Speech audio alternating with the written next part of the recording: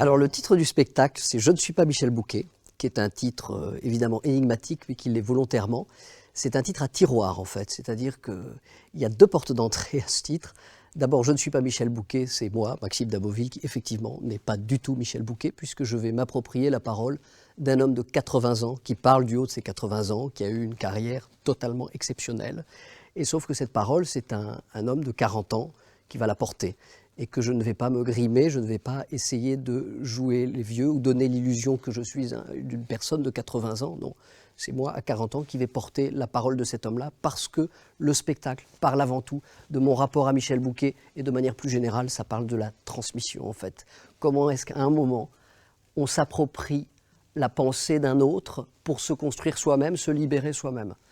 Et la deuxième entrée du spectacle, c'est que simplement, je ne suis pas Michel Bouquet, c'est une phrase qu'il dit lui-même. Je ne suis pas Michel Bouquet, c'est toute la pensée de Michel Bouquet, en fait. C'est-à-dire qu'en tant qu'acteur, d'abord, il estime qu'il faut s'oublier soi-même, il faut faire le vide en soi pour faire place à l'auteur. Donc c'est une pensée, mais chez lui qui prend quasiment une dimension métaphysique, puisqu'il l'applique à sa vie en général.